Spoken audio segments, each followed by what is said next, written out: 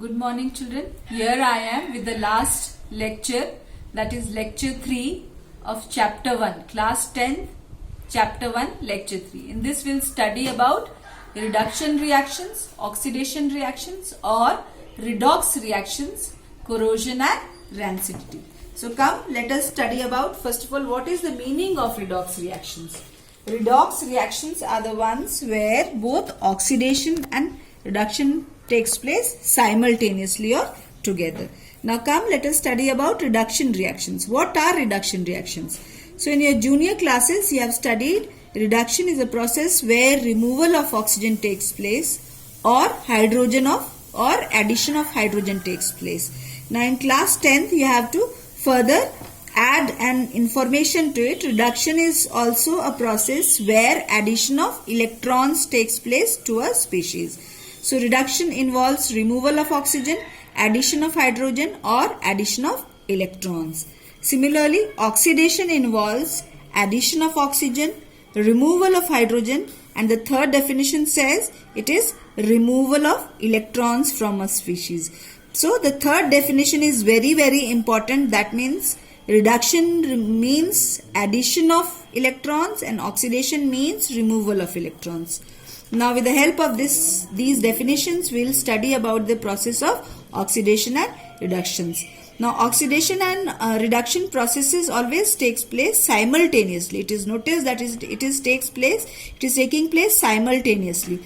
But the question is, why does it take place simultaneously? It takes place simultaneously because you are removing electrons from some species and these removed electrons have to be added somewhere, because according to law of conservation of mass, if you have removed an electron from some species, you have to add it to the other. So if you are removing electron from a species, it is getting oxidized, and when you are adding this electron to the other species, that is getting reduced. So oxidation and reduction, both of them takes place simultaneously, and thus we call such reactions as redox reactions. Now there is a term which is known as oxidant or oxidizing agent. Come, let us study about oxidant or oxidizing agent. Oxidizing agents are the substances which oxidizes others. That means it is giving its oxygen to something else. Now since it is giving its oxygen to something else, itself it is getting reduced. It is oxidizing others, so itself it will get reduced. Similarly, reductant or reducing agents, these are the substances which reduces others. Now since it is reducing others, what will happen to it? Itself it will be oxidized. Okay, how will it reduce others? It will reduce others by removing oxygen from that particular species, and when it is removing the oxygen and it is adding it to itself, so it is itself oxidized. Okay, so come, let us study about some examples. Here, burning of magnesium, the very common example that we have studied in this chapter many a times. When magnesium is added to oxygen, what is happening to the product? The product formed is MgO. Now if asked what is the oxidizing agent, what is the reducing agent, what is the substance that is oxidized, we should always refer to the reactants. The product can never be the answer for these questions. So here you look at this magnesium. The magnesium is reacting with oxygen. So oxygen is being added to magnesium. That means magnesium is getting oxidized. When magnesium is getting oxidized, what will happen to oxygen? Oxygen will be reduced. So the substance which is reduced is the oxidizing agent, remember, or oxidant, and the substance which is oxidized is the reducing agent. Is that clear? You have to remember it like this. Similarly, let us take the second example. In H2S, when H2S reacts with oxygen, it forms water and sulfur. Now when you look at this reaction very carefully, what is happening? This oxygen is added to hydrogen, okay, and sulfur moves out. So what has happened here? I have added hydrogen to oxygen. So addition of hydrogen is known as reduction. So this oxygen is getting reduced, and the substance which is itself reduced is the oxidizing agent. So what is the oxidizing agent? Oxygen is the oxidizing agent. What has happened to oxygen? It is reduced. Now the other part you can understand, you can guess and write as it is, and if you want to understand, you can understand as well. What has happened to sulfur? I have removed hydrogen from sulfur. So sulfur is getting oxidized. Removal of hydrogen is oxidation. So sulfur is getting oxidized in this. Here H2S, sulfur I will not say. Here H2S is getting oxidized. And what is the reducing agent? Sulfur is the wrong answer, children. Don't write sulfur. H2S, the entire compound should be written. And what is the reducing agent? H2S is the reducing agent. Okay. So coming on to the next example. Here zinc reacts with HCl to form zinc chloride and hydrogen gas. Now if you look at the different the charges of the various species over here, what is the charge of zinc metal? Zinc is having the 0 charge. Charge means valency, that you have studied in class 9th. Okay, so with the information that you have of class 9th, let us study about this. Zinc is having the valency or charge of 0. Hydrogen is having the charge of +1. Chloride is having the charge of -1.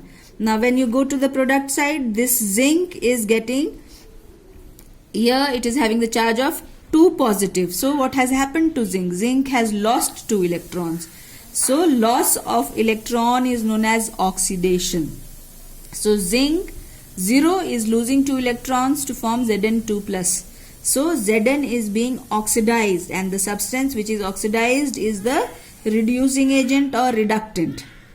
Is that clear? And what about the HCl over here? The HCl, when this has been oxidized, HCl will no doubt be reduced. So HCl is being reduced. How HCl is being reduced? Look at H. H is having the charge of +1 over here. This +1 has become 0 on the product side. So how can this happen? This can be possible only by addition of electrons. So addition of electrons to HCl forms H2. So HCl is reduced, and thus it is the oxidant or oxidizing agent. Similarly, you can do for other metals as well. Zinc, when reacts with copper sulfate, it forms ZnC, zinc sulfate and copper. Here zinc is having the charge of 0, and on the product it is becoming Zn2+. This can be possible only when Zn has lost 2 electrons, and loss of electrons is known as oxidation. So zinc has been oxidized, so it is the reducing agent.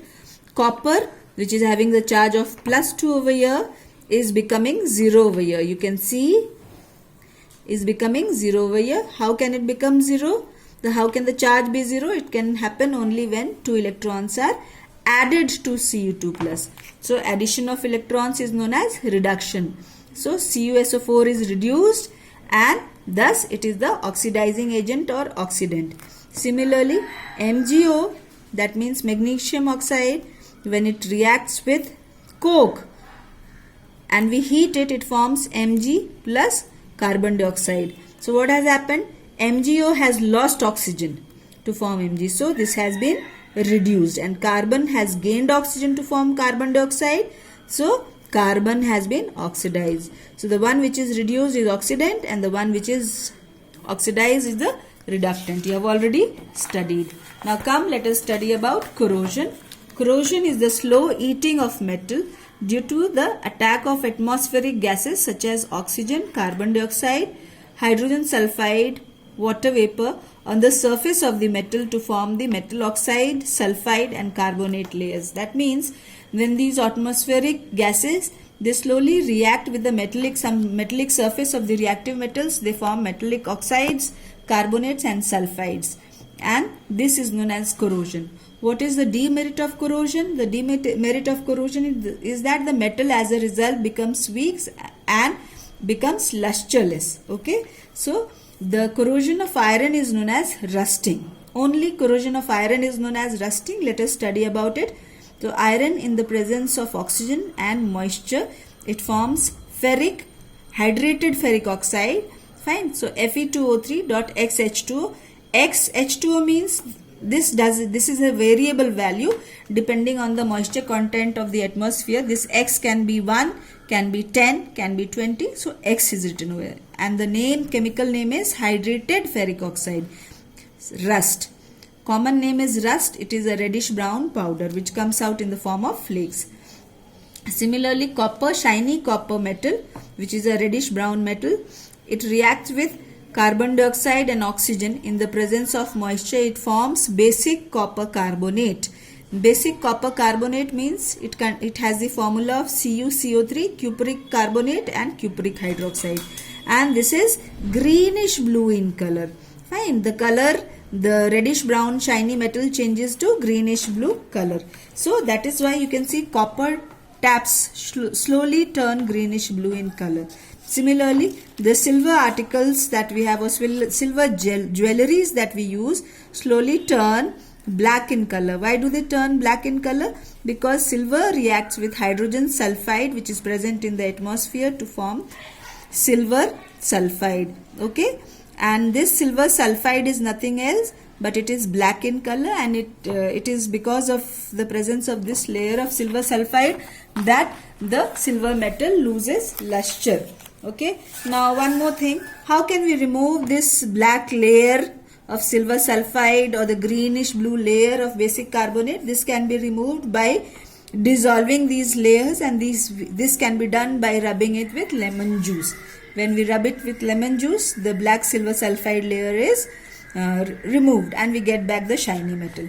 Now coming to the disadvantages of rusting. Rusting makes the metal weak and lusterless. This also leads to the loss of money. Rusting also has one advantage. It is advantageous in case of aluminium, where aluminium slowly on exposure to air changes to Al2O3 or aluminium oxide, and this layer of aluminium oxide is inert and it doesn't allow the metallic layers beneath this layer further react. And that is why aluminium has been popular in the form of packaging materials for food stuff, for medicines, etc. Because the topmost layer forms aluminium oxide and it doesn't react with the medicines further. Okay. Now how do we prevent this process of corrosion? The process of corrosion can be prevented by painting. The iron articles can be painted so that they are not exposed to air and moisture, by greasing and oiling. So you know it very well, the heavy machine parts are greased and oiled from time to time in order to minimize the process of corrosion. Next, third is by galvanizing. So what is galvanizing? Galvanizing is a process where the iron sheet or the iron metal is coated with a more reactive metal like zinc. So galvanized iron sheets are very well used in the industry, where zinc metal is coated on iron sheets, and this zinc metal till very less amount of zinc is also there. If a very small amount of zinc is there, the iron will not react with the atmospheric gases and the moisture. Okay, till zinc is there, zinc will keep on reacting with the atmospheric gases and the moisture. Iron will not react at all, and as a result your iron article will be sturdy and it will not break very easily. And the last method of protection from how to prevent corrosion is cathodic protection. Cathodic protection is a method which is used for protection of the iron bridges and heavy articles. We shall study about it in details in some further videos. Coming on to rancidity, Rancidity is the process where oxidation of oils and fats in foodstuffs results in the unpleasant smell. Many a times you must have experienced that the fried items, if kept for prolonged period of time, they have a very unpleasant smell. That is because the oil or the fat present in the food slowly gets oxidized because of the atmospheric oxygen, and this evolves an unpleasant smell. Okay, and taste as well. So rancid substances are not desired, and how can we prevent this rancidity? This can be prevented by, first of all, vacuum packaging of food articles. The food articles, if packed, and somehow if we manage to remove the air from those packaged articles, since air is not there, the oxidation of the food stuff will not take place. Next is flushing the food material with nitrogen. This is very well seen in kurkures and all Lays, chips, etc., where instead of oxygen or air, the food articles are flushed with nitrogen. Why? Because nitrogen gas is inert and it does not react with the food stuff. Since it will not react with the food stuff, as a result, the food stuff will remain fresh for prolonged period of time. The third way is to refrigerate the food stuff. If you store the food stuff at a very low temperature, then also the process of oxidation can be slowed down and the food will not turn rancid. And the last method is by adding antioxidants to the food stuff. So when you are adding antioxidant to it, okay, the food stuff doesn't become rancid. And some examples of antioxidant is ascorbic acid, BHA, okay, butylated hydroxyanisole, butylated hydroxytoluene. These are the chemicals which, when added to the foodstuffs, they do not allow the process of oxidation of foodstuff. Let me just rectify the spelling. Antioxidant, okay, so it's an antioxidant. So with this we have completed chapter number 1. Okay, so children, I hope that this lecture of mine or the video of mine will help in clearing the concepts of class 10. I'll come once again with the lecture 1 of chapter number 3. Till then, be healthy and happy. Thank you so much, children. Have a nice day.